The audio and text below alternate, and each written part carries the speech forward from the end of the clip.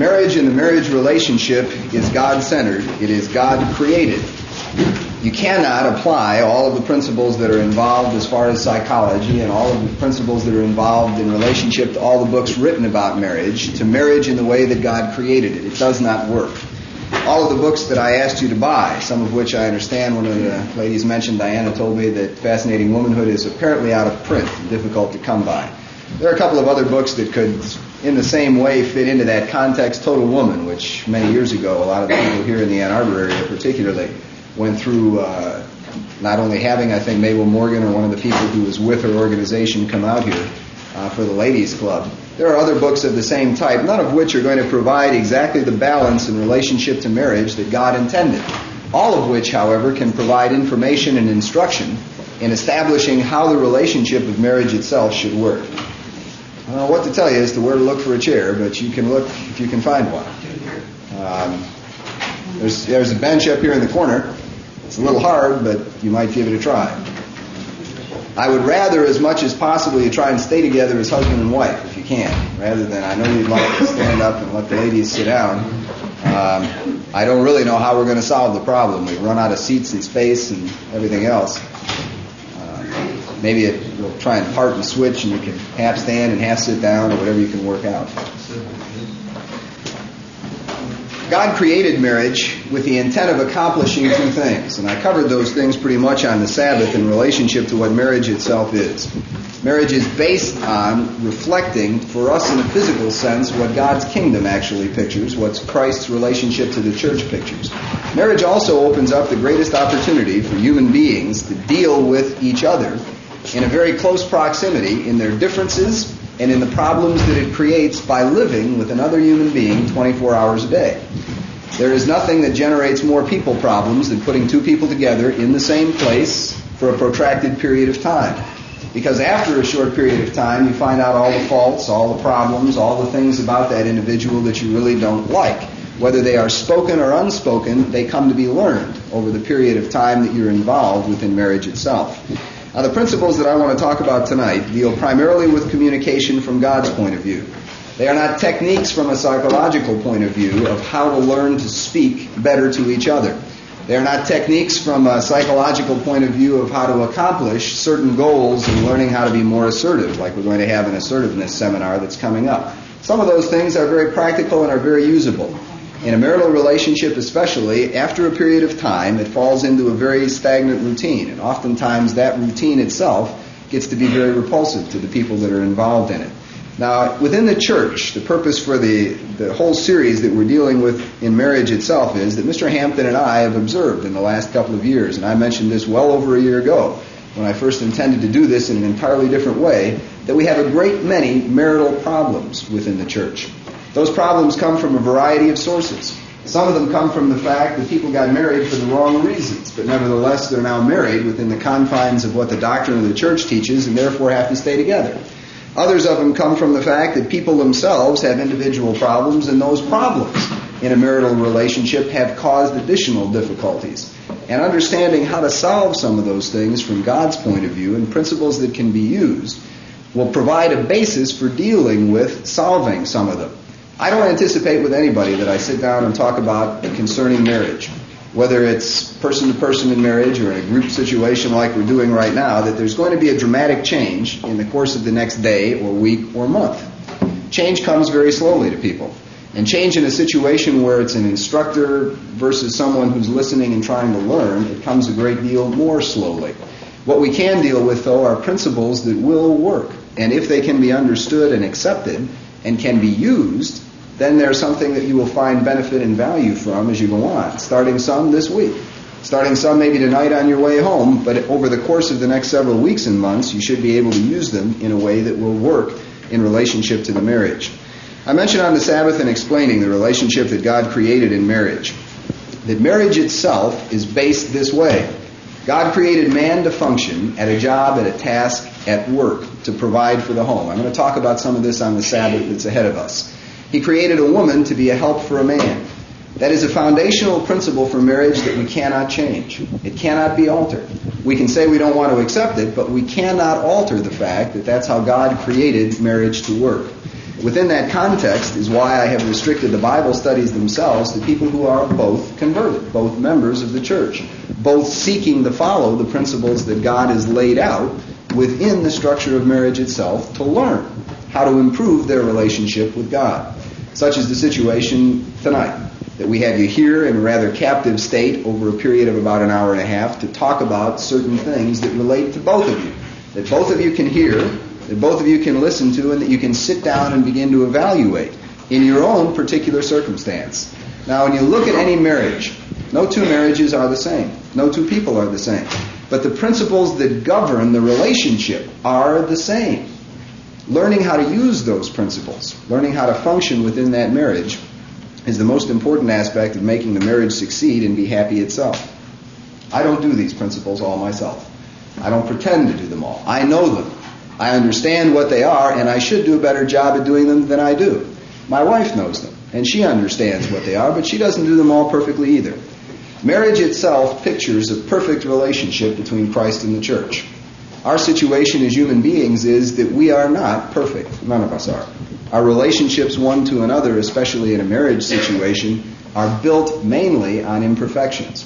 One of the things that's very difficult for people to understand, and I don't really know why, I see it more in myself than I ever thought that I would the older I get, and perhaps that's what's involved in it. The older you get, the more of it you see.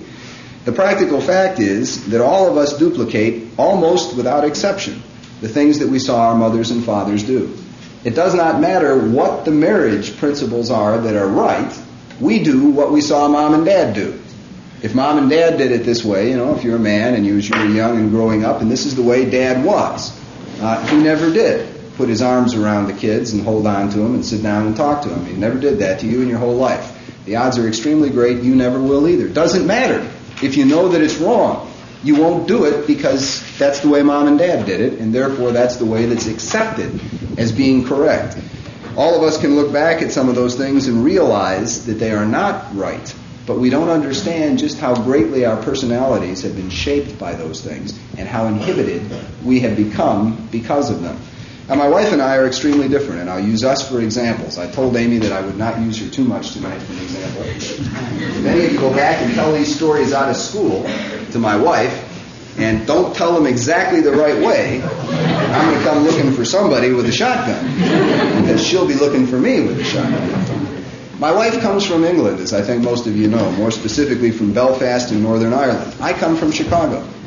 We are totally different as far as our backgrounds are concerned. My wife comes from a very conservative, very structured Protestant home. Her mom and dad married during the war. Her mother died when she was 6 years old. She had her dad remarried within a year or two later, and she had a stepmother and two older sisters. She was an only child. It was her father's only child and only life. I came from a family of four. My dad was quite an interesting character, to say the very least.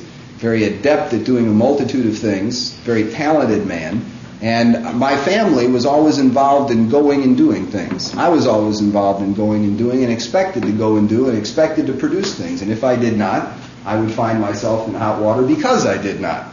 Very different in our relationship. Uniquely, though, my wife and I are both Scottish. Her parents were both Scottish, married in Northern Ireland, and their ancestry can be traced back with no problem to Scotland. My parents met and married in Chicago. Are both Scottish. My dad was born in Paisley. My mother was born in Bucky. They met in Chicago, Illinois, of all places, married there, and turned out a bunch of pure Scots. My wife and I, by happenstance of who knows why, met and married, having met in England, both of us, in background, 100% Scottish, and both of us completely different as individuals. We've been married 11 years. I have not yet learned how to live with that woman and make her happy all the time. I have not yet learned how to hear the things that she says to me and understand the need that's reflected behind it. Neither has she learned those things about me yet. Now that's in 11 years of trying. I mean consciously trying, because the value that's there I recognize for what it is. And for whatever reasons, by God just having taken me and literally kicked me around to make me understand it or whatever else it is, He's put me in a position to deal with it and to have gained some knowledge, some information from it. Okay, what I want to talk about now is based on this premise. And I don't want that to be lost any time during the evening, because if it is lost in your mind, If it's lost that marriage was created, God created man to function in a capacity to go out and work. God created woman to function in the capacity where man would be the center of her life, where her husband would be the center of her life. If that is lost sight of and misplaced as far as the relationship that you have is concerned, any time, none of these things will work. And it has to be an acquired, learned knowledge. It has to be something that you recognize for the value that's in it. Okay, I want to cover, in total, 1, 2, 3, 4, 5, 6, 7, 8 principles dealing with communication. These are not techniques of communications. They are principles of communication. I'm going to give you a book, or recommend to you an additional book that you buy. You can buy it for, I think it's only $6.75, and I'm selling them on the way out. That's the way it is with most seminars you go to. You're selling them on the way out. You go to the bookstore and buy them. You may find them here, in fact, in the bookstore, either one of the two that are here in the mall, or you'll find them at one close to home, and I'll tell you about it a little later on. Okay, the principles I'm going to be covered are drawn from the relationship of Christ in the church. They are not drawn from the relationship of person to person for the greatest amount. They're drawn from the relationship that marriage pictures, Christ in the church. And the principles need to be understood in that context. Now, we cannot understand all of the principles in that way because Christ in the church represents the ideal, and Christ has no faults. Unfortunately, I don't know any husbands that don't have any faults. I could list a number of them, of those of you that are sitting here, as well as I could list my own. So the analogy does not hold true all the time, but it does, in principle, have to be the basis for what we look at. First of all, turn over with me, if you will, to Hebrews, the 5th chapter. Here the Apostle Paul is addressing a subject that is not related to marriage, but he is covering a principle that is related to communications. And it is a basic, fundamental principle. And I'm not going to cover these in any particular order of importance, just that I want to cover all of them so that you can understand and begin to apply, thinking about how to apply them between you and your husband, you and your wife. Hebrews, the 5th chapter. The Apostle Paul is in the midst of a discussion where he begins to get involved in who a high priest is and who Melchizedek is, and the whole structure that he begins to involve himself in here. Now, my intent is not to talk about that, but to draw on the principle that Paul brings out right at the very beginning of this discussion. And it's a principle that pertains in its same type to a husband and a wife, because the office is the office of Jesus Christ as far as a husband is concerned. And so invested within that office goes this same fault. For every high priest, it says in Hebrews the 5th chapter and in verse 1, taken from among men is appointed on behalf of men in things that pertain to God, in order to offer both gifts and sacrifices for sins. And here he's talking about the literal physical office of the high priest, who in essence does represent Jesus Christ in the Old Testament. In verse 2, he brings up a principle that has to be understood by every husband. And it has to be understood because if it's not, the very basis for communication is going to be lost because of the authority that a husband has. He can deal gently, it says in verse 2, with the ignorant and the misguided. Now, don't blame me for the analogy meaning that wives are ignorant and misguided. That's not what I'm trying to say. But it's talking about the principle and attitude of someone in the office of Jesus Christ as a human being, which is really what a husband is in the picture of marriage. He's in the office of Jesus Christ as a human being, dealing with his wife. He says he can deal gently with the ignorant and the misguided, since he himself also is beset with weaknesses. Herein lies a great principle in dealing with a wife and in working with someone else on the basis of Jesus Christ as a human being. You have authority as a husband, and that authority can be used to stop virtually anything that you don't want to have take place within a marriage. All you have to do is say no. And from that point on, you can close off anything else in dealing with your wife. The authority exists, but the principle oftentimes is not correct in the way that it's used. The point that I want to get at here is what Paul is mentioning in relationship to a high priest. That as a husband, you have to understand that you have faults yourself. And that when you're dealing with authority having faults, you must consider those faults and understand what they are because they are seen. When you as an individual lay down the law, when I do it, in relationship to an activity so far as the church is concerned, if I don't consider the fact that I have faults that somebody can point their finger at and say, hey, look, you can't say that because you do this. Well, now that's true. I can admit that. I don't have any problem admitting that. But if I can admit it, then I can also temper the way that I require of other people what it is that they do on my behalf because of the authority that's invested in me. Same thing has to be true within the relationship of communications between a husband and wife. And if that is not true, by its very nature, it shuts off the capacity for any communication to pass from the wife to the husband. And after a period of time, the wife in particular, whose life is centered around this man, this husband, learns not to say anything at all. She learns not to talk, not to express the feelings that she has, not to express the emotions that she has, not to express the opinions that she has, not to express what she has thought within her mind, because she knows it won't be accepted, and because she recognizes the authority, she knows she must accept that decision. Now, if the principle within a man is not to understand that as a man, even though in the office of Christ, invested with that authority, and rightly so, if he is not capable of seeing and understanding his own faults and shortcomings, he is going to inhibit any kind of communication of value between a husband and wife, between him and his wife. And because of it, it says, because of the weaknesses that he has in verse 3, he is obligated to do something himself. In the high priest's case, to offer sacrifices for sins. As for the people, so also for himself. Now, within the state of Israel, within the structure of Israel itself, and particularly at the time that was being talked about here, outside of the high priest, Moses, who was a peculiar prophet, meaning a special prophet in relationship to God, the high priest held the greatest authority within the nation of Israel, and certainly from a religious point of view, he held that authority. Same thing happened in the day and time of Jesus Christ. It was the high priest. And even when Jesus Christ spoke back to the man, and they hit him alongside the head and said, "Do you speak to the high priest that way?" And Christ said, "I didn't realize it was the high priest. I didn't know that that's who it was." He honored the authority that was there because of the office that was held. Same thing has to be understood within the relationship of the things that are here. That in communicating from a biblical point of view, based on God's structure within marriage, there has to be an understanding, an admission, and a willingness to admit the weaknesses that you have as a human being. Now, in our society, that's not a good thing for a man to do.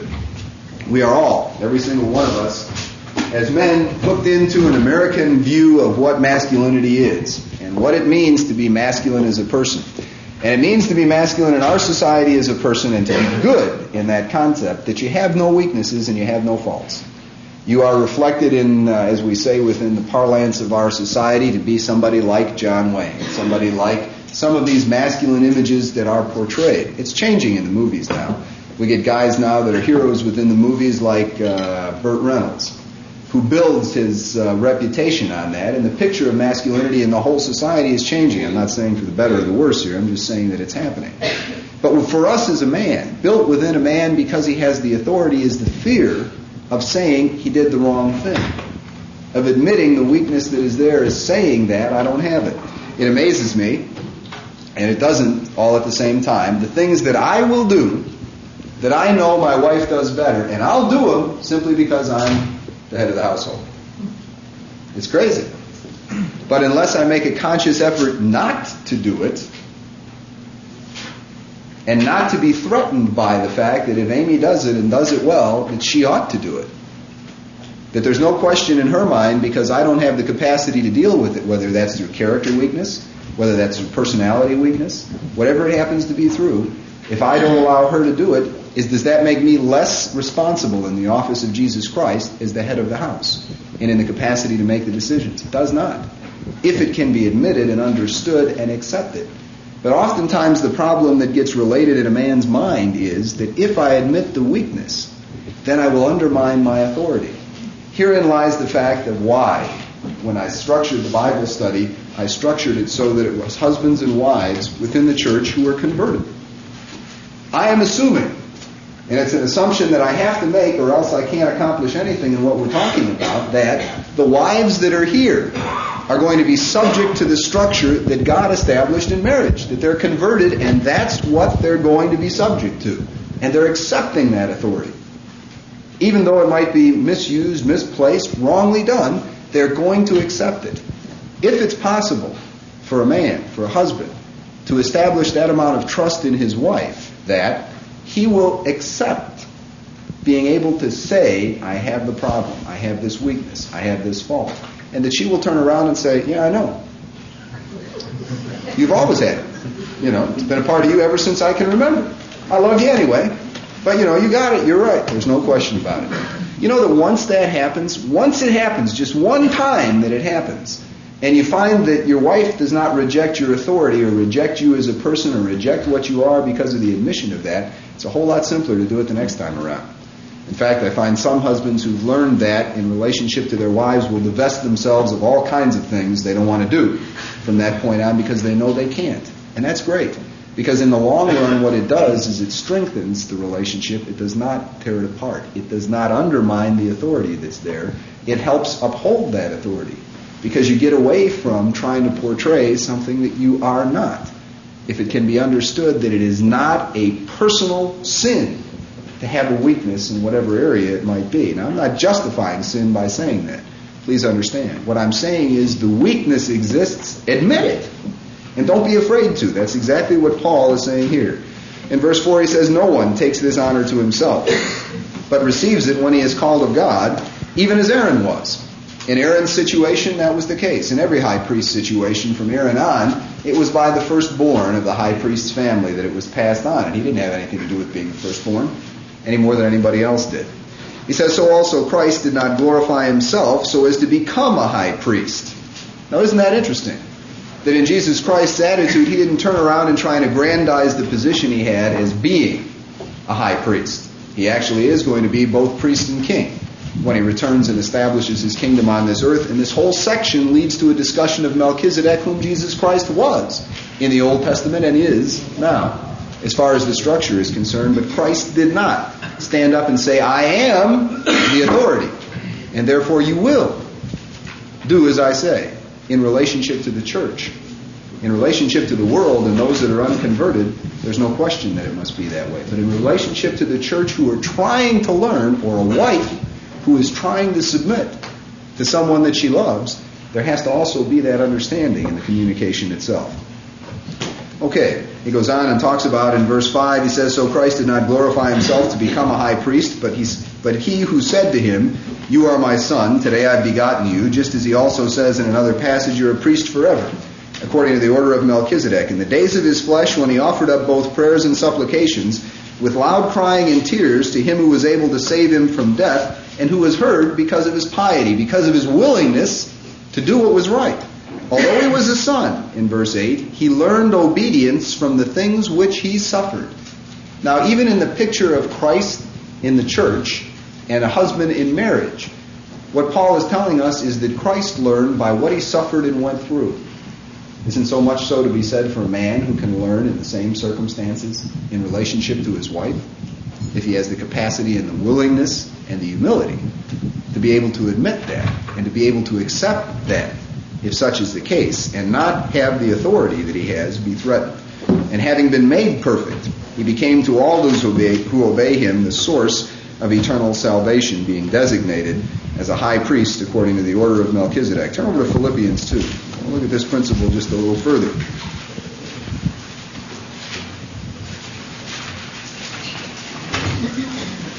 Come on in, and if you can find a seat, I tell you, you're welcome to come up if you want to sit up here in the front on this table too. We can shuffle this stuff off of here, and you can use this table to sit at if you want to do that.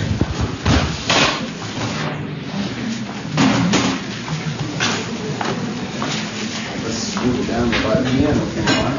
I don't want somebody sticking a hook out there and pulling me off the stage.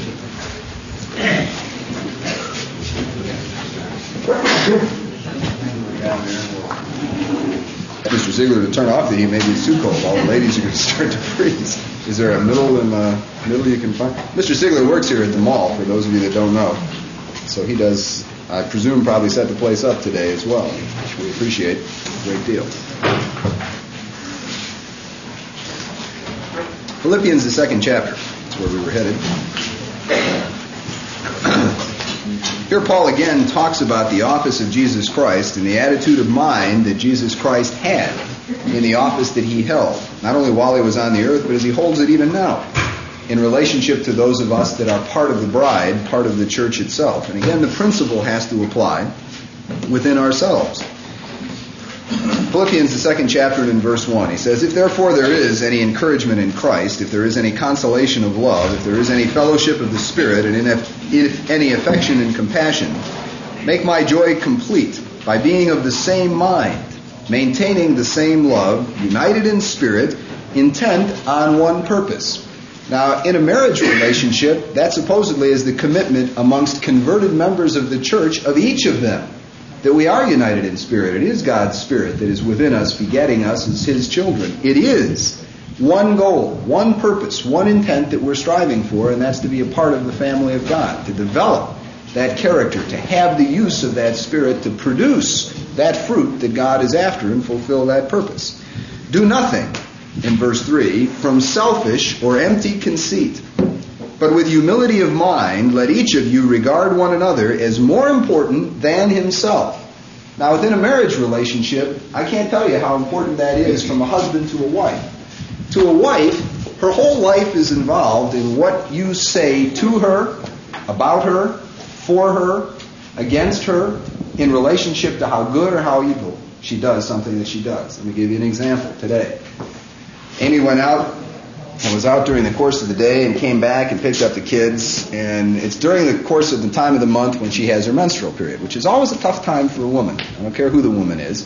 There's always a problem that's related to it, and it almost always gets involved in a feeling of depression and being down and being kind of separated and being kind of in a situation of just a feeling of detachment from what's going on in a home with everybody else. She came home today, and I was not thinking too clearly here. My mind was, even though I'm working on this and thinking about it, I'll give you an example of my own stupidity. She came in the door, and we were talking back and forth, and she said she was feeling lonely. And I said, "Well, I'm sorry to hear that. Why are you lonely?" And she proceeded to tell me, and I didn't hear what she said. Later on, we were talking a little while just before she had to go out to take Becky to her ballet class, and I could tell that she was discouraged. She was kind of depressed. And we were talking about something, and it came up in the course of the conversation that I'm going to have to go out of town in the early part of March. And I said that. Now, see, there was no relationship to me at all. I wasn't thinking about what I had heard her say earlier on. She told me she was lonely, and I told her I was going to leave town. Didn't think. I just didn't think. Now, I'm not leaving town for 6 weeks. She's lonely today. But see, the reaction was almost immediate in what went on and in what took place, simply because I didn't stop and think about what it was that she needs. Now, Paul is talking here and saying, don't do anything from a selfish or empty conceit, but with humility of mind, let each of you regard one another as more important than himself. Now, he's talking to the church, brother to brother. Now, you can't tell me, though, that in relationship to a marriage, where it's brother to sister, in the church, as well as husband to wife, the principle is not equally as important and equally as valid in terms of what must be done. Now, I'll tell you this, that in relationship to husband to wife, the one who must initiate the doing of good to the other one is a husband, because it will be natural for the wife, because the husband is what her life centers around. And so for her to do the serving, for her to fill the need, for her to see the need, for her to function in that capacity is normal. For a man, it is not normal. It has to be recognized as necessary and then done, especially in the basis of being able to open up a channel of communication and an ability to understand what the needs of your wife are. Do not merely look out, it says, for your own personal interests, but also for the interests of others. And again, the principle applies within the structure of marriage itself, and certainly within the structure of marriage in a family. That's the whole goal that has to be involved. It's not just personally what you desire, but it's what you're producing. That's what God is doing. His whole goal is not just personally his desire, but it's what it's producing in his family and what that family is going to do. Have this attitude in yourselves. Now listen carefully, and this applies again to the men, much more so than it does to the women. Have this attitude in yourselves, which also was in Christ Jesus. In other words, here we're going to be told now the attitude of mind that Christ had as he walked on the earth, as he functioned and dealt with human beings, who, although he existed in the form of God, although he was literally God before he came down on the face of this earth, did not regard equality with God a thing to be grasped. In other words, he didn't run out and say, this is what you must have. This is what I must have again. This is what I have got to maintain and that I have got to hold on to, and in no way at all will I allow myself to be deviated from it. Because then it in itself can lead you to a feeling of self-aggrandizement, of a point of tremendous importance. But look what he says the attitude was. But emptied himself, taking the form of a bondservant, and being made in the likeness of men. Now the principle we'll keep coming back to as far as husbands is concerned is explained in Ephesians 5, where it says that husbands love your wives, even as Christ loved the church and gave himself for it. The principle that's involved here comes back to the structure in the way that God created marriage. A husband will go out and get the needs fulfilled as far as his own growth, as far as his own desires, as far as his own sense of self-worth, as far as his own values are concerned, when he walks out the door and goes and does the job that he does. He will get an immediate feedback from what he does. He'll get the money and the paycheck at the end of the week. He'll get the praise, hopefully, and the congratulations of those people that he works with. He will get back to himself what he gives out in terms of what his work is, and will see it in tangible results. He must do the same thing to his wife, because she has to get it from him. And if it is not given, she will not get it anywhere else. She doesn't want it from anywhere else within the structure of how God has established that. If a husband doesn't understand that, if he doesn't grasp what that means and how that works in a marriage relationship, he will shut the door to fulfilling his wife's needs, and he will open the door to a lot of frustrations, a lot of things that will be pent up in her mind, a lot of things that she will not be able to express, because there will not be for her, from him, the fulfilling of those needs, the recognition of what those things are. He says, but emptied himself in verse 7, taking the form of a bondservant and being made in the likeness of men. And being found in appearance as a man, he humbled himself by being obedient to the point of death, even to dying on the cross. He was that dedicated to what it was he had come to do.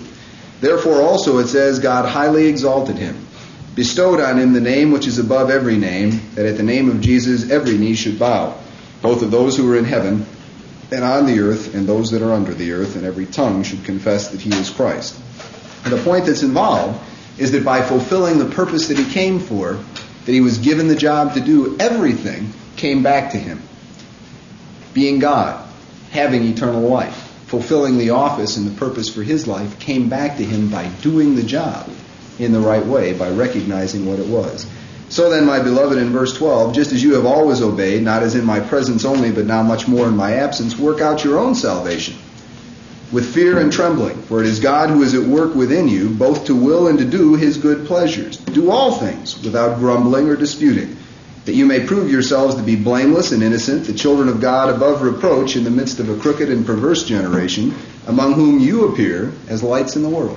In other words, in your attitude toward each other and understanding how marriage works and what's there, what the attitudes of mind ought to be, one to the other, husband to wife. Within the structure of marriage, at the time that we baptize any individual, say husbands and wives, as you were baptized. Turn back over to Ephesians 4 with me, if you will. There is a striking desire within us as human beings to have people not think there is anything wrong with us. Here again, it's all a part of our own selfishness and our own vanity. You know, it's very difficult for a human being to admit that there is fault or error, that he's done something wrong. It's very hard to do. It's hard for me to do it. I hate it. I hate to do it. I hate to admit that I've done something wrong. Now, it's obvious to everybody when I do something wrong. And so it's not hard. You know, and sooner or later you have to swallow it, so to speak, and admit that you've done it wrong. In a marriage relationship, the same principle will happen because it's human nature that generates it. That within the structure of doing something wrong, there is the desire to say that it was not done, or to ignore it, or to make it work, because that's the way it's got to be it husband or wife. The structure that is involved in reality with God, dealing with us as children, is what? He takes us and says, look at yourselves, repent of what you are, and put on the mind of Jesus Christ over the period of time that I allow you to live from the time that you're baptized on.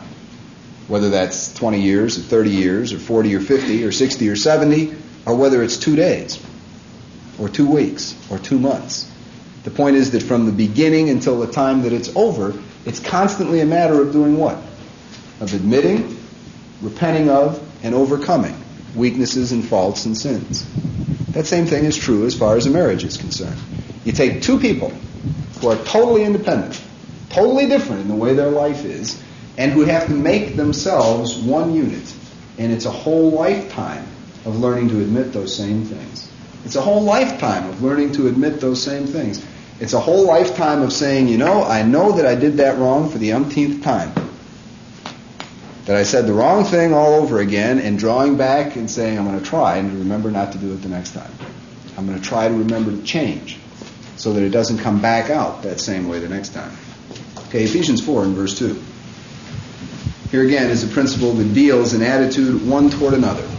And it's more important for the husband, and it's more important, and I'll harp on this, you can call it that, over the course of the time that we'll deal with these Bible studies, again because of the structure of marriage, a wife around a husband and a husband around a job, but also again because it is the husband who is responsible before God. It is the husband who has the authority, and it is the husband as the head whom God will hold accountable for how he has dealt with his marriage and how he's allowed the growth of his wife and himself either to be hindered or to be expanded by his understanding of the relationship that's there. Okay, verse 2, it says, with all humility and gentleness, with patience, show forbearance to one another in love. That ought to be a hallmark in marriage, more than in anything else, and certainly more than in the church.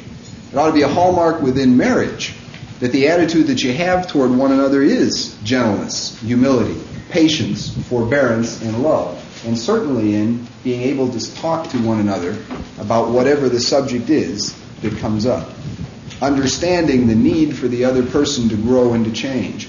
What happens is, though, that within a marriage, we tend to put such extreme demands upon each other.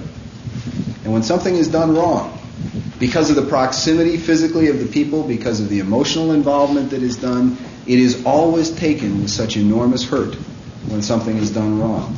It tends to remain there for such long periods of time after it has happened, rather than in a marriage where it ought to exist more than anywhere else, that forbearance and that gentleness and that patience and that love and humility is willing to be shown.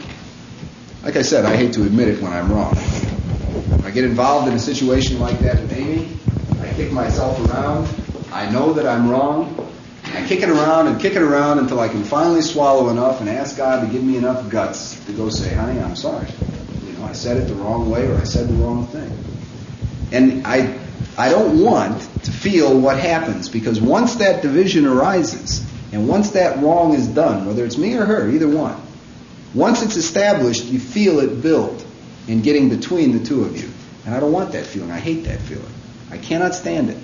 And if it begins to happen, then I begin to back up and say, well, now, shall I sit here and wait for Amy to come to me, or shall I go to her? And depending upon which of us happens to be more converted at the particular time, it'll get done by one or the other of us, and usually within a very short period of time. I won't allow it to exist, even though I want to fight against it with all the human nature that's in me in order to be right, rather than to do what's right. And there is a big difference between being right and doing what's right. And within a marriage, that's a difference that needs to be understood. So the first principle that we want to talk about in communication is a principle of understanding and considering your own faults in relationship to each other. Okay, secondarily, and as I said, I'm not going to deal with these things in process of order, but just in points that I want to have covered and want you to understand.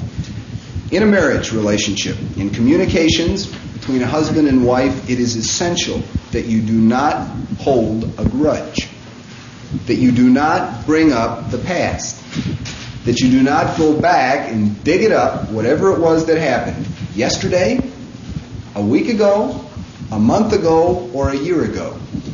It is absolutely imperative in a marriage relationship where two people are so close together that you forgive one another your sins. Now you think about it. in relationship to Christ and the church. What is it that separates us from God? Sin. What if God was unwilling to forgive you? Now, marriage is the picture of Christ and the church. What if He was unwilling to forgive you? What if He decided, no, I'm going to wait a year to forgive you? Maybe I'll wait 2. And in fact, maybe I'm not ever going to do it. I think I'll hold on to it from now on forever, even though I'm going to live in the same house with you. And I refuse to forgive you for what you've done to me. What if Jesus Christ did that to you? Marriage pictures that relationship. What if He did it to the church? What if in the course of all the things that have happened in the last year in the church, or in the last 10 years, Mr. Armstrong has said the church has been off the track for 10 years. What if Christ wasn't willing to forgive the church for all the things that we've done wrong, whatever they are? Real or imagined, whatever they are. What if He wasn't? Where would that leave us in our relationship to God? And yet, in a marriage, one of the most damaging things that can be done is exactly that. That tremendous willingness by either husband or wife to bring up what happened yesterday. Not to forget it and say, boy, that was a mistake and I wish he'd never done it or she'd never said it. But instead, to bring it up and talk it over all over again. Throw it up in the air and do it over and over again. It is necessary to learn to forgive and to forget as best you can, regardless of what the hurt is. The hurt may last a long time, but the bringing it up again will help absolutely no one. Colossians 3. Mr. Sigler, you're going to have to turn that thing down. I can't keep taking off coats. I don't know if there's a way can we open a door or let the air circulate somehow? I don't know what we can do. Maybe that will help. Leave the heat on and get some currents and draft from one point or another. Otherwise, people are going to nod off and go to sleep. There we go. Okay, turn over to Colossians 3.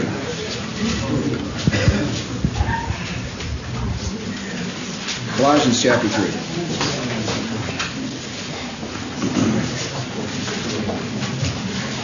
Here again is instruction that Paul is giving to the church, but it applies in its principle within the framework of marriage, even more so because of what marriage pictures. Colossians 3 and verse 12, it says, "And so, as those who have been chosen of God," Colossians 3 verse 12, "holy and beloved, put on a heart of compassion and kindness, humility, gentleness and patience, bearing with one another and forgiving each other. Whoever has a complaint against anyone, just as the Lord forgave you, so also should you forgive the other." Now the principle is a lot more profoundly established in the Sermon on the Mount, when Jesus Christ says, if you will not forgive your brother his sin, then you can bet that God will not forgive you. In marriage, where the aspect of communication and the need for being able to talk to one another is so vital because of how close the relationship is in proximity with the other person. If you cannot forgive and forget what has happened before, and you keep digging it up and bringing it back up, then you end up constantly compounding that problem and allowing somebody to be responsible for their sins over and over and over and over and over and over and over and over. Jesus Christ does not do that to the church. God does not do that to you. And neither should you do it to each other. If it happened, it happened. If it's done, it is done. And you just don't continue to bring it up and say it one to another. Let's take a look in relationship to that, to some of the things that the Proverbs say. I'm going to read the Proverbs out of the Living Bible. The Living Bible is a lot more picturesque than the Proverbs. I think many of you are probably aware, if you studied Proverbs in the Living Bible, it's a lot more fun. Sometimes it's a lot more cutting, too. Proverbs 7. Proverbs the 7th chapter, or 17th chapter, I beg your pardon. Use my own notes, I'll be all right. Proverbs 17 and verse 9. Listen to what Solomon says and apply it to your marriage. In what you let come out of your mouth to your husband or your wife the next time you're tempted to do it. Proverbs 17:9. In the Living Bible it's translated, love forgets mistakes. Love forgets mistakes. Nagging about them parts the best of friends. See, now what is it? The best of friends, as far as a husband or a wife is concerned, better be each other. If it is not each other, then you're going to have a horrible problem. If you are going to include in your communication one to another on a continual basis things that have happened and mistakes that have been made, I don't care if it's about the children, I don't care if it's about the car you bought, I don't care if it's about the house you bought, I don't care if it's what you said to my mother, I don't care if it's what you said to my uncle, I don't care if it's what you did at the picnic, I don't care when it was, where it happened, whatever time it took place, if you don't learn to forgive it and shut up about it, you are going to constantly create a problem in your ability to talk to one another. It needs to be put aside and let go and not held up and say, oh, woe is me, you did this terrible thing to me 2 months ago, 2 years ago, 16 years ago, and I have never forgiven you for it. Then I tell you, on the basis of what the Bible tells us in Christianity, Jesus Christ hasn't forgiven you either. And in a relationship and husband and wife and being able to talk, if I constantly had to talk to my wife this way, I'd have the problem the Proverbs say. Proverbs 21. I think this is the one. Verse 19. And it says this in a multitude of ways, and it says it about women, but it's true about men if they do the same thing. Here it just uses the example. Solomon, being a man, obviously implied the fault to his wives. He had 1,000 of them, so it was easy to do, I'm sure. No difficulty. Well, actually, he had 300 wives and 700 concubines. You want to get the man married to more women than he was married to. Proverbs 21 and verse 19, it says, better to live in the desert than with a quarrelsome, complaining woman. And I'll tell you, he must have had a house full of them. No question about that. But there is the reality of what's here in principle. And it deals with this very thing. If you find yourselves in your communication with your husband, bringing out things, or with your wife, bringing up things that she did wrong or he did wrong, did him wrong yesterday, did him wrong 2 weeks ago, did him wrong a year ago, did him wrong a month ago, whatever it was, then you are barking up the wrong tree as far as being able to maintain a discussion, a relationship with each other that is valid, that is going to grow and build instead of tear down in what has taken place and what's happening within the marriage itself. There are many scriptures that deal with this. There are a lot of them that are involved, and I'm sure you can read a lot of them in the Proverbs and look at them. I don't want to dwell on it. You take the time to sort it out if you want more involved in it that's there. In Colossians again, chapter 3, I want you to notice what Paul says to husbands and wives in an attitude of mind that deals with this same thing. Verses 18 and 19 now in the same chapter. Paul says, wives, be subject to your husbands, as is fitting in the Lord. That's what Christ established and created marriage and requires of women. Husbands, here's the instruction, and listen to how he says it. Love your wives, and do not be embittered against them. I find that's very easy to happen within a marriage relationship. And it often happens because of this very thing. And it happens because. Why? Because of the principle of what's involved and how marriage works. As a husband, you are the center of your wife's life. And if you do something that is wrong that hurts her, she's going to remember it for a long, long time. A long time. And if she doesn't learn to shut up about it, pretty soon you will become very hostile to her about that issue, about that example, about whatever that story is that comes up and is told, about whatever is involved in it. Bingo. It'll set off that attitude of mine, and pretty soon the attitude toward your wife isn't, I love you, honey, but get in the corner here and I'm going to straighten you out once and for all. And that's a bad situation, and it's tied very definitely to a principle here in communication that needs to be learned. Drop it and forget it. Get away from what's involved in it. Okay, another principle I want to move to as the third one here. Now, we've covered two so far. Considering your own faults, forgiveness, and the need that's involved there as far as communication is concerned. The third one is, don't assume that your spouse knows. Don't assume that your husband or your wife knows about anything that you want or that you need. Do not assume that he or she knows what you need or what you want. None of us, and I mean absolutely none of us, are mind readers. For example, I recognized what Amy wanted when she told me today after I stumbled all over myself. After I told her I was leaving town and she was lonely, and I recognized what was there. She didn't tell me what she needed. She really didn't tell me. But I recognized what it was because she did tell me if I'd have been smart enough to pay attention to what she said. What she wanted was, she wanted time to be with me. We didn't have a lot of time. It wasn't a great deal of time. She came home at 4 o'clock. She had to take Becky out to dance class. As soon as she came back from dance class, I had to leave. And we had a grand total of about 25 minutes as we passed by. But once I realized in the course of all this had happened, it took about 10 minutes for the event to happen, and I realized what her need was. She didn't tell me. I recognized it, then I did it. I put down everything else that I had, and I went and stood in the kitchen and talked to her while she was fiddling with dinner. Now, it's not what I wanted to do. I wanted to do something else. But it was what I needed to do, because it was what she needed at the time, and she told me. Now, she assumed that I would know, and thankfully I did. Maybe I'm old enough, wise enough, or just have lived with her enough that I picked up those things, and you've done the same thing. It's a bad principle, though. What she should have been able to do, and maybe it's my fault that she couldn't, was say, Bruce, I need to sit down and spend some time with you. Come here and sit down. Sit down. Never mind anything and anybody else. Sit down.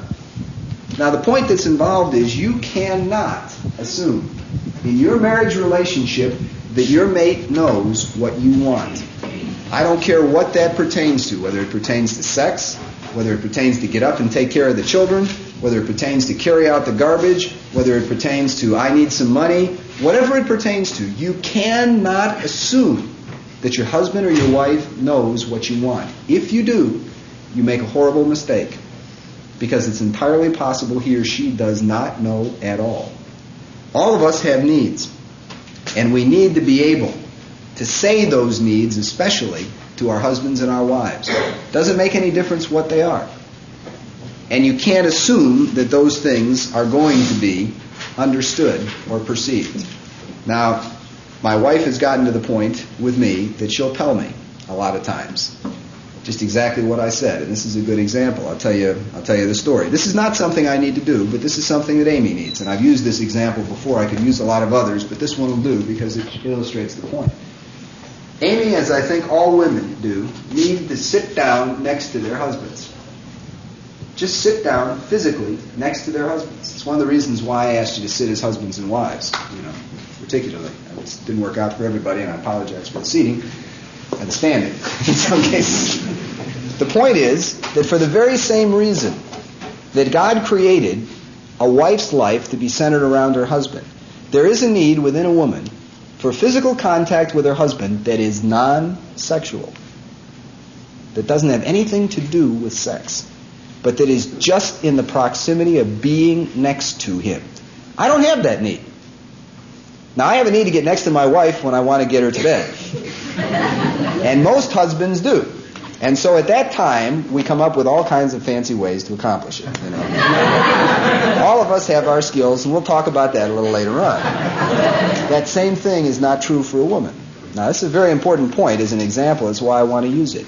It is necessary for a woman to have physical contact with her husband that is non-sexual, that is non-threatening, but that is just in the proximity of having his physical presence next to her. It is essential. Now, Amy has gotten to the point, after 11 years of being married, for the last 8-9 months, if I'm at home and I'm not sitting down in the office, I'm laying down on the couch in the living room, and that's where I read. Now, she's gotten to the point, and I don't mind anymore. It used to be, it irritated me when I was younger. I'd get upset with her and say, what's the matter? What's going on here? I got to sit here. What, right here? I mean, there's 6 other chairs in this room. You got to sit right here? That's where I was dumb. She didn't laugh. She went away. She'd go sit somewhere else. Now she's finally gotten to the point, and I've finally gotten it through my head, right here, right inside the old noggin. She comes in there and sits down, kicks my legs up off the couch there, does it gently, thankfully, and then she'll pick them up and put them on top of her lap and sit there and knit. I'll tell you, it's bad when you're trying to read and my wife is knitting. The reason is she knits like mad. You hear this constant clickety, clickety, clickety. Don't tell her I said these things. I'll really get in trouble. But the point is that she has learned to tell me that, and I now understand what it means. And so I learned to watch what I do in that circumstance. I learned to watch what I say. I don't make any suggestion involved in it. I don't say anything. I watch where I put my hands. I watch all the things that go with it, because I realize that there is a need in her that I have got to fulfill. Now, I never knew it. I never, ever knew it. I didn't know it until she finally told me. She thought I knew it, but I didn't know it. Now that I've learned it, I understand what the need is that she has, and so I try to fill that need. Same thing is true with her and me in different ways. But by example, that same thing will be true in any area. Don't assume that your husband knows what you want. Don't assume that your wife knows what you want. Why shouldn't you tell him? Are you afraid that he'll turn you down? And the answer is usually yes. That he won't appreciate or understand. That she won't appreciate or understand what's involved. And therefore I won't say anything. I'll just suffer. And I'll get this look on my face. And then when she asks me, I'll refuse to tell her. And around we will go. And oh, how tragic it is as we walk around with this cloud of doom hanging over us, and you look and you think, what did I do? And you don't know. And nobody ever told you. And so you can't know. And there is no resolution to it. Don't do that. It's a very tragic error.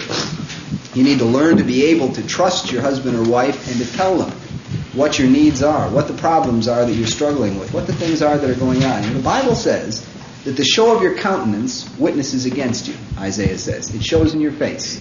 And if you live with somebody 24 hours a day, they're not going to be dumb. They're going to be able to tell when there's something wrong. The next step is, will you tell them what that is? Well, look, the reason I'm upset is because I needed this and you didn't do it. Why didn't you tell me?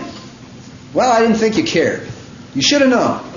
And all the other things that go with playing this game that goes back and forth. Too bad.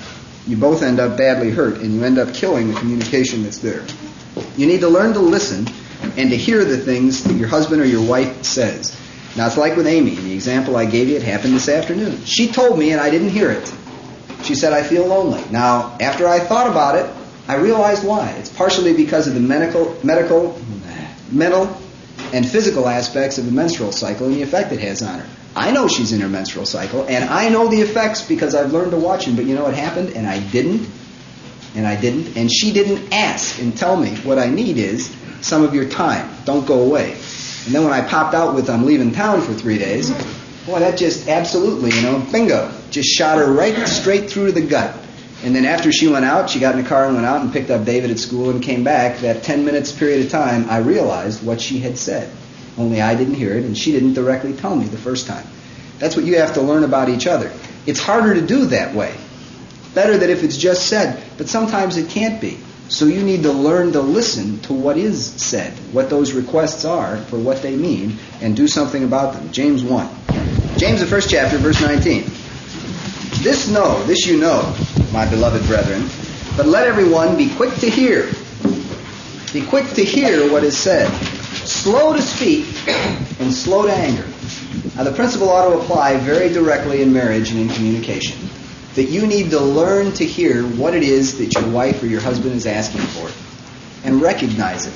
And that means you're going to have to pay attention to it sometimes until you actually can learn to say to each other what it is you want.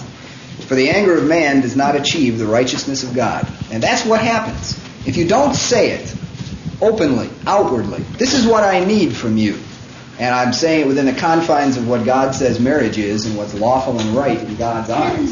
If you can't say that, then as a husband or wife, until you can, you need to be able to learn to hear what is being asked for, what the requests are, what is involved.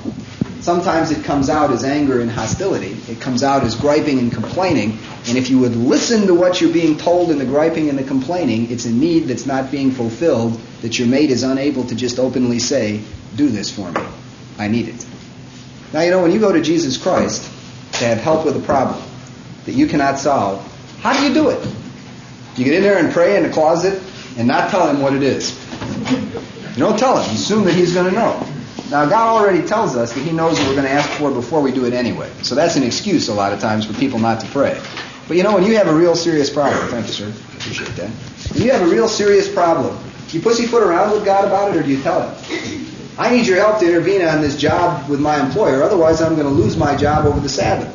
And if you don't intervene about this and make some kind of circumstance to work it out, I'm going to have to ask you to give me another job because I know I'm going to lose this one. You don't stop and say, well, God, do whatever you want.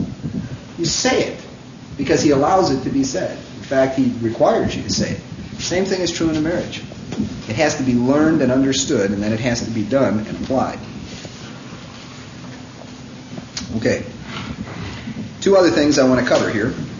After that one, don't assume that. And I think we've said enough about it to understand, and you can think about it and apply it in your own situation. You can discuss it in your own relationship and see if you can come up with some specific things to use as examples, that you've assumed that your husband or wife would do.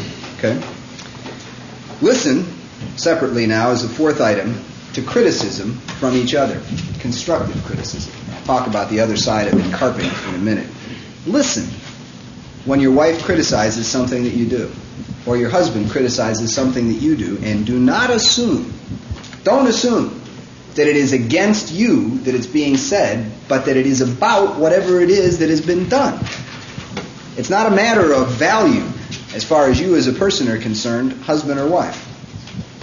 Not too long ago, I mentioned it on the Sabbath. I had a lady come up to me in the area here, fine lady, and I restricted the Bible study to singles.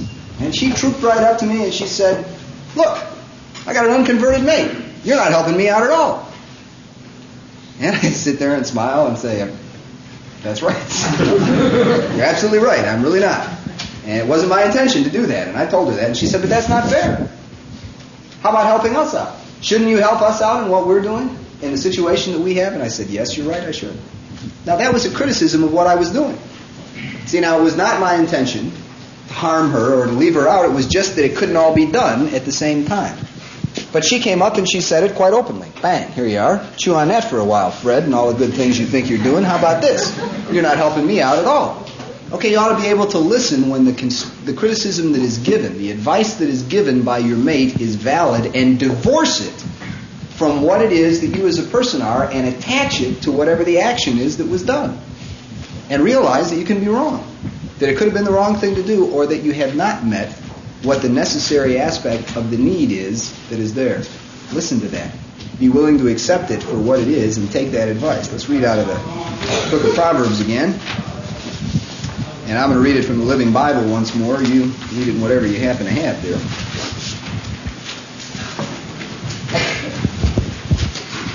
Proverbs 21, this time in verse 29. And here it's addressed to the person with authority, but it applies again in principle to both, as far as communication is concerned, or criticism, or advice about going to do something, be it from you as a husband or from you as a wife. And again, the authority factor enters into this, but read what it says. Verse 29, Proverbs 21.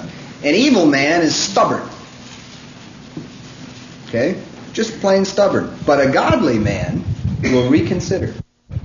If you make a decision on whatever it is that you happen to be deciding to do, I don't really care what it is, and your wife comes up alongside of you and says, "This is not a good idea, and I don't like this, because of this, and this."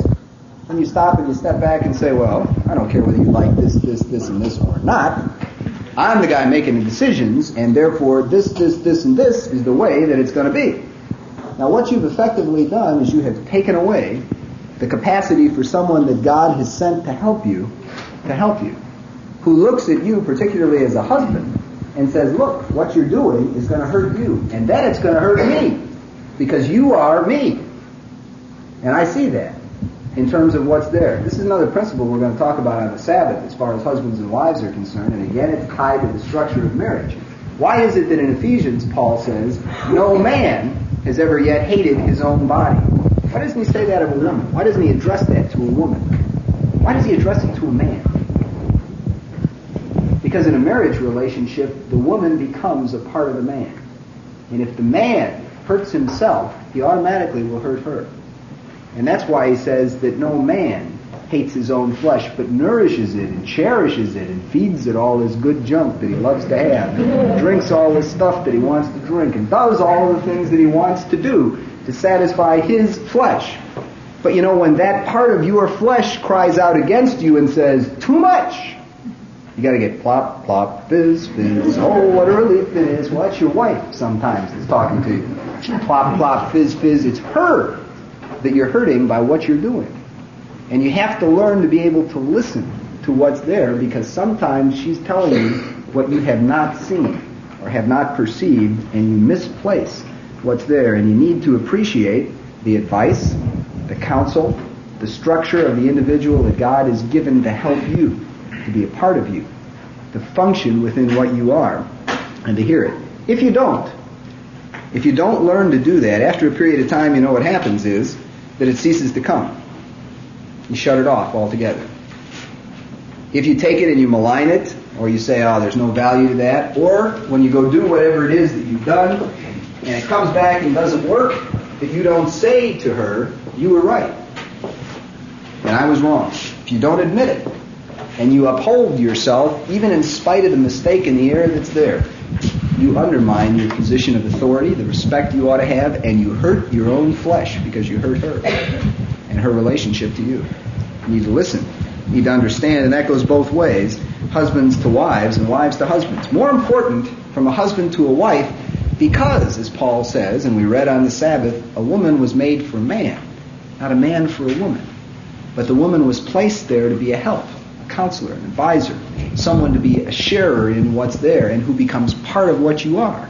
And you have to appreciate that. It doesn't make you less to do that. It makes you more. Proverbs 28, verse 13.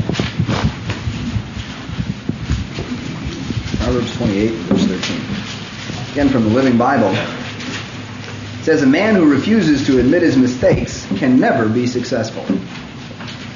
It's not possible. And in the structure of a marriage, it is ultimately the man, it is ultimately the husband who says, we will do this or we will do that. And you are the one that has to hold the accountability here, and it's addressed to a man. But if he confesses and forsakes them, he gets another chance. And that's exactly the way Christ deals with the church. It's exactly the way Christ deals with us. That if we ask him to forgive us, he'll do it, and he'll say, okay, now get up and do it again. Go on. Do it right this time, and try to do it right. The same thing is true with a wife. If you nurture that within her. If you don't, then you're going to end up having an enormous problem from her in relationship to that. In the same context of learning to listen to that advice and that criticism, either from a husband or from a wife, because the same thing will be true with a wife. You have to learn, as a wife, that when your husband corrects you or tells you something that you've done wrong or says this is not the way to do it, not to take the correction as a personal thing that he doesn't love you anymore. And that's the way that most women will react to it. Oh, no, you don't like me anymore because I did the wrong thing. It's not the point. The point is, learn that it is the wrong thing, and I don't appreciate it being done that way, and do it another way. Change the thing that's there. I'll give you an example of this that I have done with my wife that regrets me that I did it this way all the way till today. It happened to me again today. Here's one I can tell you about myself. I am a pain in the neck for being on time. I hate to be late. I hate to be held up by something. It bothers me, irritates me. And I get really upset about it. And when I've committed myself to be somewhere at a particular time, I want to be there. Now, over the years that my wife has lived with me, she has learned how much that bugs me.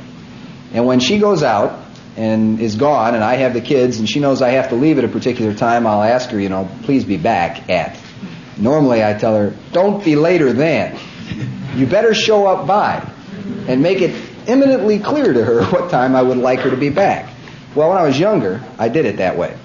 Now that I'm older, she's learned how important that is to me. But still in all, when something happens that makes her late, she has an automatic fear of my reaction when she comes through the door. She's afraid that she's really going to be in hot water because she's made me late. Happened tonight.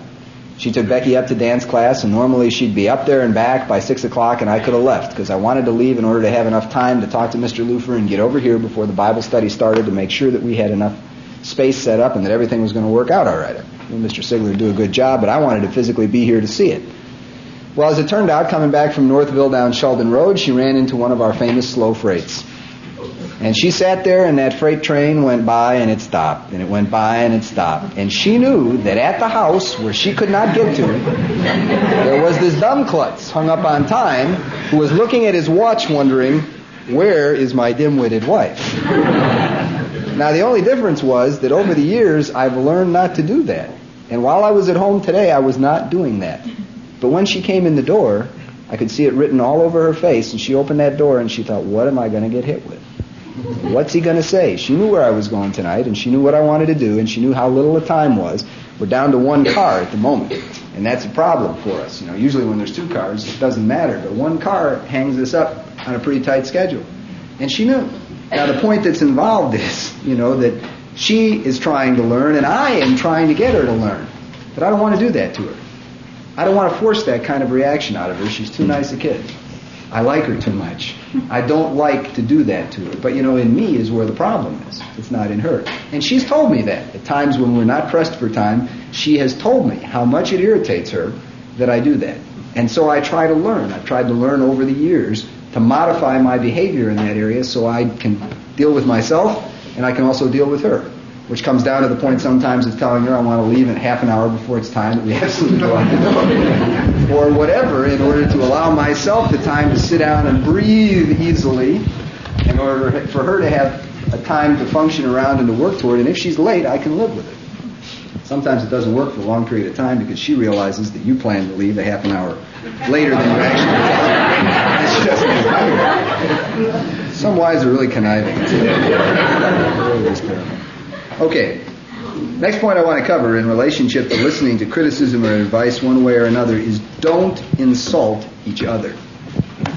Now, when I'm talking about any of the things that I'm talking about here in relationship to Amy and I'll use us for examples because we're as good of an example as anybody else that I know in a lot of these things. I hope you understand that anything I say is in the nature and the form of, good-natured jesting just for the concept that's there. Don't anybody go out and say that I called my wife this, that, or the other thing, because I would be very upset, and I would not, call her that at all. And many of you that know her and know her well know what kind of character, what kind of person she is. She's a terrific gal. Okay, point is I want to make next in communication is don't insult each other. Don't allow yourselves to resort to sarcasm. Don't allow yourselves to resort to calling of names or the insinuating of motivations or attitudes. Don't do that. That is horribly damaging, not only to each of your respect one for the other, but also to children that are in the home and in the family that have to hear or see that reflected one to the other.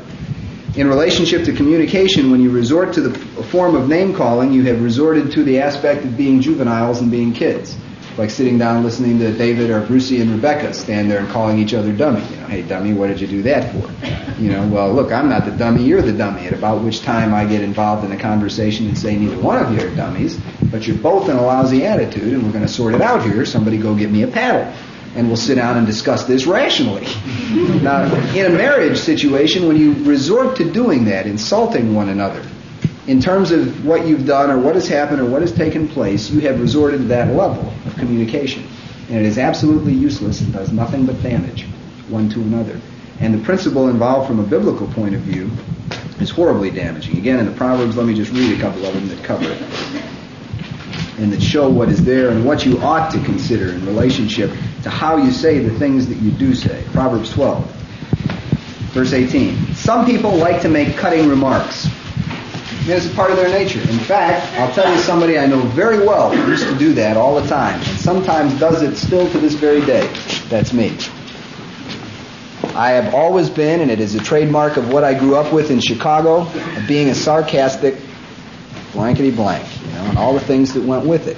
It's a part of the nature and the background that I grew up with.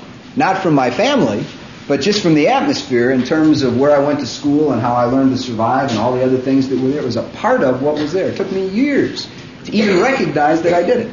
I wouldn't even think about it. It was just a part of me, just the way that I did it. He says, some people like to make cutting remarks, but the words of the wise soothe and heal.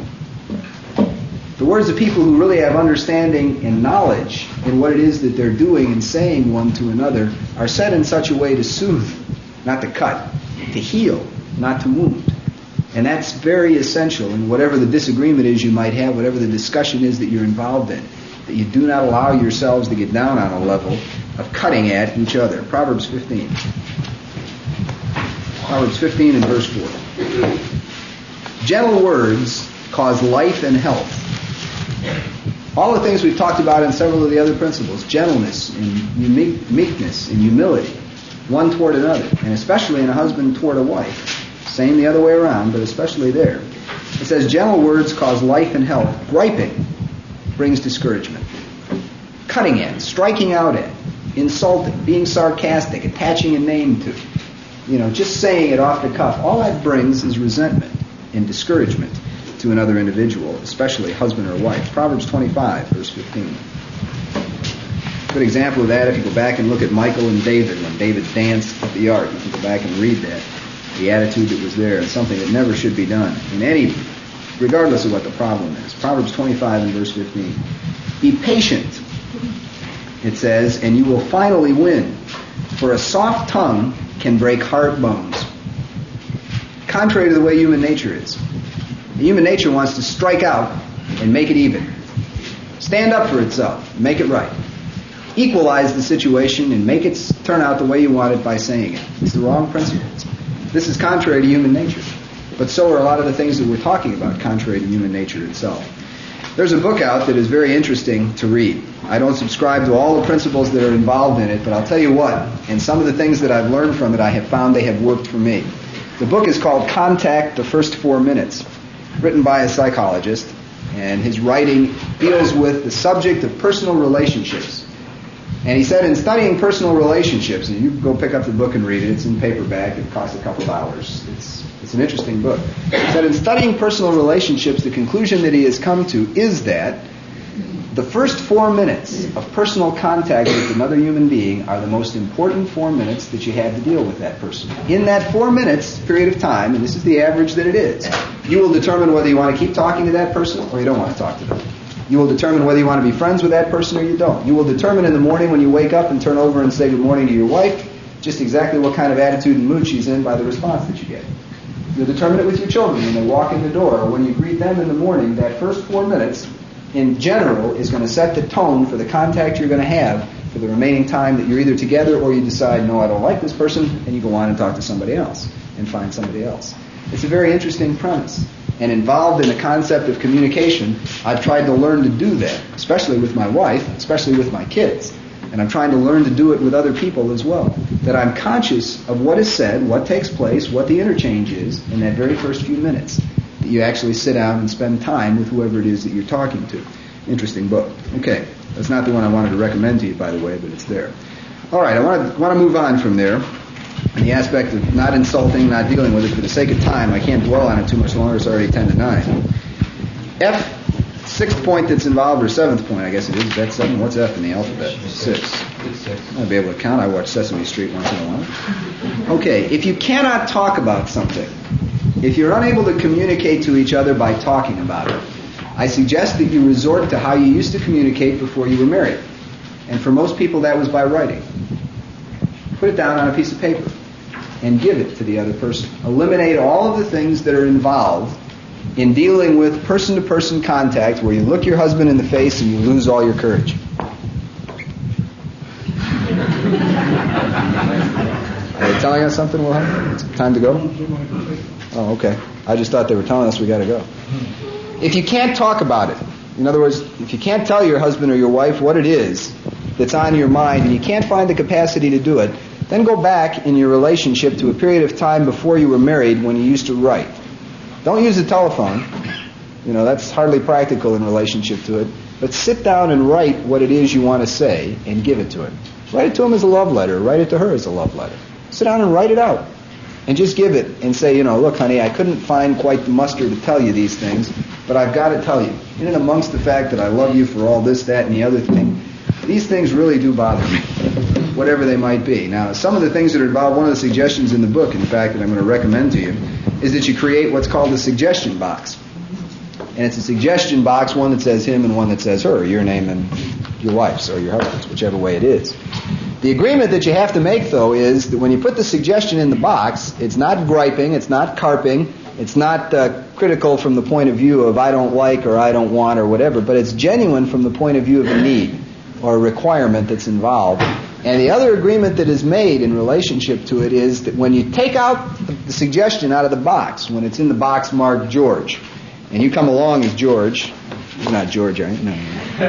And you take out that suggestion, the agreement is that there won't be any opening up and reading the suggestion and then standing there and arguing about it. Now, this is from a purely psychological approach that they're using it. This is how to reason it out and how to do it, not based on any of the things we're talking about as converted people within the marriage and the structure that God has established. But the principle would work. if you would use it. If there was a need that was there that you could not express, you could not say, that you put it in there. And the agreement is, well, when you go by and take that suggestion out and read it, that you take it somewhere where you can pray and be by yourself and think about it and realize that I love you. Might even write that on it, I still love you, even though you do this to me. I still love you. And consider what's there and use that means as a means of communication. That might work for you. It might work to just sit down and write it so that you're not threatened by the physical presence of the person that is there one way or the other. You might try it, see if it will work. Last thing I want to talk about, two more things, not the last thing. Two more things in communications, and I'm going to pass over these quickly again because of time. That is that when you communicate and talk about specific things. Don't talk in generalities. When you finally get down to talking and discussing and communicating about life and what it is, talk about specific things. Talk about the future. Talk about what your goals are. Talk about what your hopes are. Talk about what your dreams are. And be willing to hear and listen to those things from your husband or your wife. Talk about the kids, what their growth is, what their needs are, what things you need to do for them. And sit down and talk about them and communicate about them in specific ways. One of the things that is a very essential aspect for a man to learn and a woman to know in communications, and I want to talk about this just briefly, and the same thing in talking about specifics, is this. That in the process of making decisions between a husband and a wife, it will happen this way. You're going to sit down and talk about a subject. We need to get Johnny into piano lessons because he's musically inclined. How are we going to do that? And you begin to sit down and talk about it. What will happen is that the wife will begin to talk. And she'll be talking about, well, we can do this, and I know this lady, and I know that, and what time of day can we do it? I can't figure out that. And then all of a sudden, the husband will say, here's what we're going to do. And you'll tell her. And she will probably listen to you and think, well, that's a good idea. That'll work. That's fine. But it'll drive her crazy after a while. What happens is that men tend to converse in conclusions. Women tend to converse in the process of deciding. Now, you stop and think about it in relationship to your marriage situation, and you're going to find that it's true. That a husband will just think it through while all the talking is going on. He's listening to what she's saying, maybe. Maybe he's not. And he's rationalizing all through, and then he's going to tell her at the end what the decision is before she's gotten there. And it drives women absolutely crazy. Frankly, the conclusion may be absolutely right, but she's not really interested in the conclusion. It's the fun of getting there that a woman enjoys. A man does not. Now, if you want to learn how to talk with your wife, you've got to learn how to not talk in answers, but how to talk in the process of getting to the answer. And it will help a great deal in being able to satisfy the need your wife has to talk. Now, see, I know, because I do the same thing. I don't like to talk about it. It's like talking to my son about how to learn how to multiply. And if you teach anything at all, it doesn't matter what it is, you know the answer, but it's not the answer that somebody else has to understand. It's how to get to the answer. It's why we're doing this. See, it's not the answer that's important. It's how to get to the answer that's important. Most men will talk in answers, and most women will talk in the process of the decision. And as a man, you need to learn to share that with your wife. The odds are you're going to come to the same decision, and you may have known it 2 minutes into the conversation. It's going to take you till tomorrow to actually say it. But you're going to have to learn to do that and understand that that's how a woman's mind works. And it adds a tremendous amount. Now again, it requires the thing that God requires of you as a husband. That you give yourself. Okay? That you give what you are. Part of that is the time that's attached to it. And I want to talk about that separately for a minute. But that's a principle in communication and in talking you need to understand. Okay, there's one other thing that in a relationship of communication is an ingredient that must exist within a marriage. And that is the aspect of praise and complimenting each other. Being able to say when something has been done well, being thankful for it, being grateful for it, and being able to tell your husband or your wife that they have done something that is right and pleasing to you and is good for you. Now you think it's so obvious that anybody could do it. The sad part about it is if you were to count up the times you did it today, the likelihood is there wasn't one. Not one time. Not even when you ate dinner, or when you came home and the house was clean, or when you came home and you happened to notice that she ironed all your shirts, or, that's what you're supposed to do. Or that your husband took care of whatever it was in your car that needed to be fixed, even though you'd asked him 20 times that he finally didn't do it, and that you bothered to say, thanks a lot, honey, I appreciate the fact that you did that. It's essential in human relationships that gratitude, and communication that is in human relationships, that gratitude, that pleasure, thankfulness, appreciation, and that praise be a part of what's there. Let's just listen to a couple of the things the Proverbs say about it, and you can understand it's important again. Proverbs 15 and verse 4, we read this already, but we'll read it again. Gentle words cause life and health. Literally cause it. They actually cause a person to blossom, feel well, work well. Don't ask me why, aside from the fact that what God says is, that what Christ says is, that His words are spirit and truth. And therefore those words have an effect on the mind and the mind on the body. And so it's something that just has to be learned, has to be understood. Proverbs 16 and 24. Again, we're going to do these hurriedly, just to look at a few of them in principle. Kind words are like honey, enjoyable and helpful. Honey is good for you, and it's fun to eat. Same thing is true about saying kind things, encouraging things, things of praise, of gratitude and appreciation to your husband or your wife. How many times over the course of the day do you do it? Oftentimes it's thought, but it's never verbalized or said. And that's a tragedy, because then the person involved never recognizes how much appreciation there is. I tell my wife how much I appreciate the time she spends answering the phone, because it interrupts her day all day long. I know it does, because it interrupts my day all day long when I'm there. And when I'm at home and she's at home, she answers the phone, because she knows it interrupts me. And so therefore she will stop and answer the phone and screen the calls. And if they don't have to be done right now and I can call them back, then I'll do that. If they have to be done right now, then she'll interrupt me and tell me. But the point is that I need to be appreciative that she does that. I am. And I try and tell her, I appreciate it, because it means when the phone rings, she's got to stop vacuum cleaning, stop cleaning up the kids, stop doing whatever it is she's doing, stop sewing, stop whatever she's involved in, and go answer the phone so that I don't have to do it. And I have to be appreciative of that and say that. Didn't for a long time. But it's smart enough to learn that it was necessary to do, and that it had a value, a real value, in terms of self-worth and appreciation and gratitude for what's been done.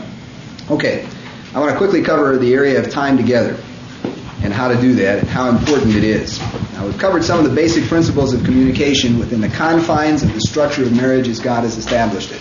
Some of these things I'm going to talk about some more on the Sabbath, but it'll give you some groundwork to think about in relationship to them as we come to them. Okay, it is necessary in marriage to make time to be together alone. And that means apart from all of the things that are involved in interrupting in life. That means, for one thing, as far as the need is concerned, apart from sex. Now, you need to be alone when you're involved in sex, and I certainly hope that's obvious and everybody understands that. However, you need to be alone with each other apart from that as part of the relationship, in time for each other. It needs to be apart from the kids. Time alone does not include sitting in front of a television set or being there while the kids are all in bed upstairs, sleeping. And you're sitting down watching the TV set, listening to Johnny Carson or whoever Johnny Carson's replacement is going to be, stay up that late to watch him, or whatever all else is involved. It does not mean that. Time alone is fine, at home or away from home, as long as it is structured to be exactly that.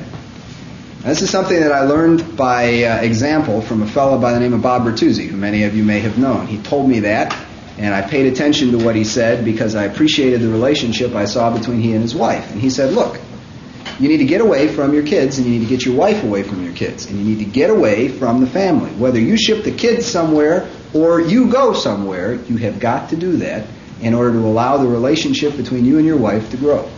That was advice that I was smart enough at a young age to understand.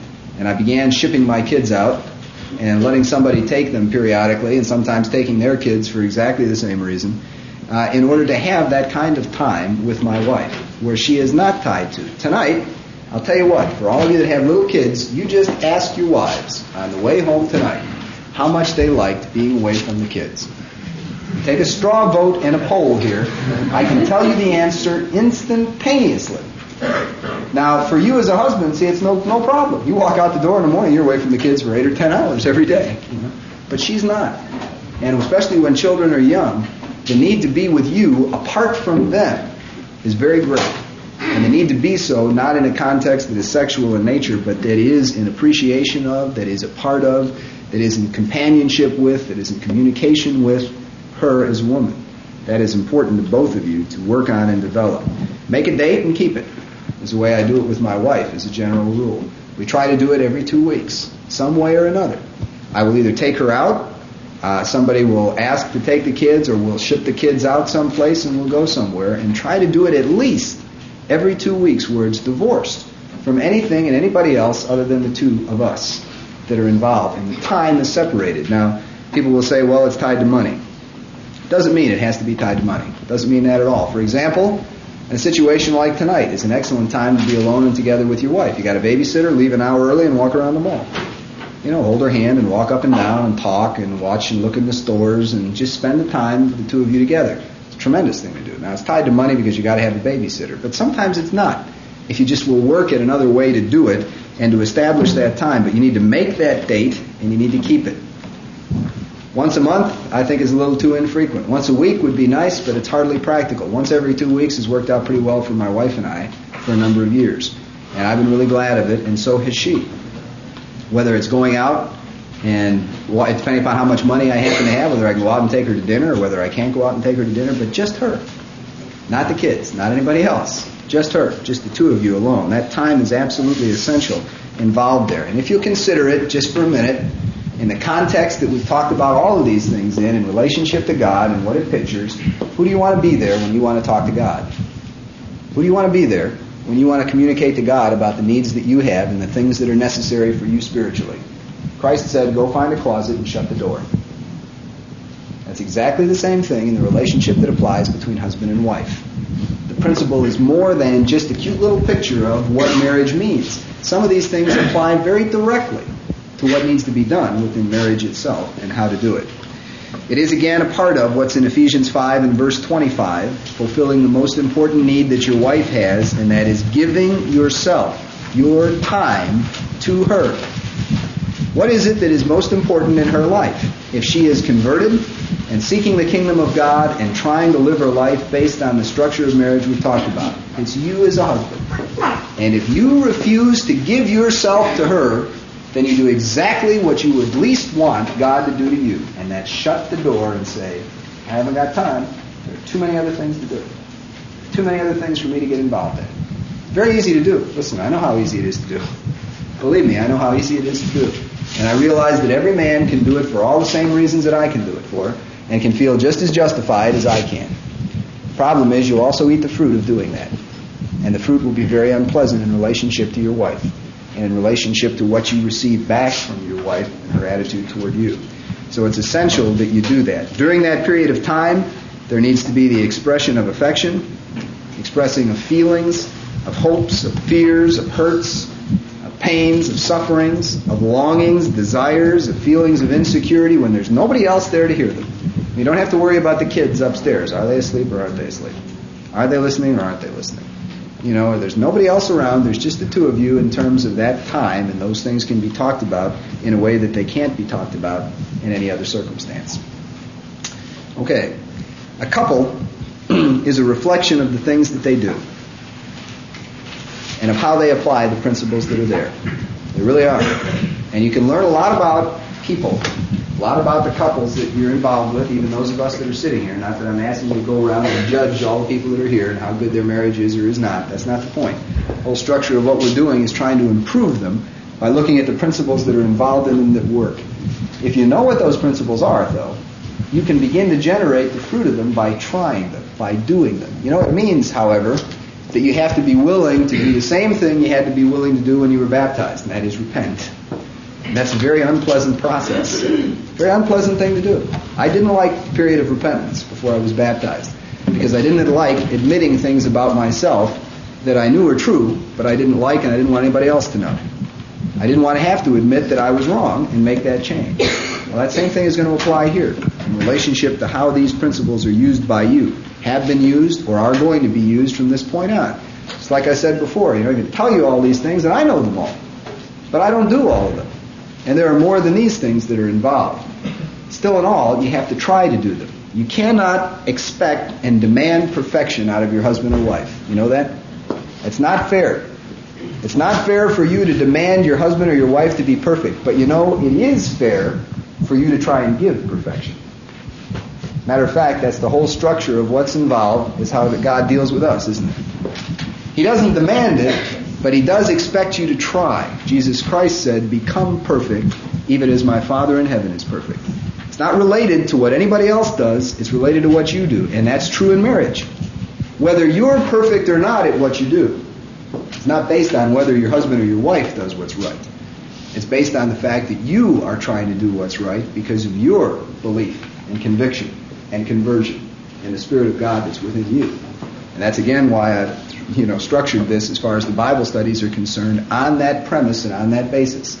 That those of you that are here are converted with that intention of being in God's family, in God's kingdom. Okay, I want to wrap it up with that right now. I do want to recommend a book to you. Now, once again, please, not everything in every book I recommend, like the first 4 minutes I mentioned a little while ago, or this book, do I recommend that you do all of the things that are in there. This guy is not a Christian. He is a psychologist, 2 of them, in fact, that are involved, 3 of them that are involved. It is a book that deals with all of the things that are related to the games that people play, as psychologists like to say, in communicating as couples, one to another. It is a very interesting and very useful book. And I think if you read through it, it is geared toward being used by couples. It's a kind of a workbook book for husbands and wives in learning techniques of communication. Now, what I've dealt in tonight are not techniques, but principles of communication based on our understanding of marriage. This book deals in techniques of communication between husbands and wives from a psychological point of view, dealing with the most obvious kinds of problems and the most recurring type in communications in marriage. It is called A Couple's Guide to Communication. Looks like this. Nice yellow book, Couple's Guide to Communication. It is from Gottman. John Gottman is the main name you need on it, I guess. There are 4 people involved in authoring it, but if you have John Gottman, Gottman. Again, you will find this probably in almost any bookstore. He's an associate professor of psychology at the University of Illinois, and then there are several others that are also psychology professors involved in it. It is a workbook. It is usable. Some of the principles are functional and are within the realm of Christianity. Some of the things that they discuss I do not agree with. So please, if you read through this and you come across something that is a question and you look at it and say, does Mr. Vance believe that? Just guess I don't, and maybe you'll be all right if you have a question about it. If you have something as a real question about it, you don't know whether you should or you shouldn't, come and ask me. I'll be willing to tell you. I'll stick my neck out and give you my opinion. I've sometimes stuck it out a lot further than I ought to, and I've had it cut off, and it has grown back. God has been very merciful to me. Okay. We've covered enough things for this evening. I appreciate you coming. Any questions you want to ask before we wrap it up and go home? I'd like to be a publisher.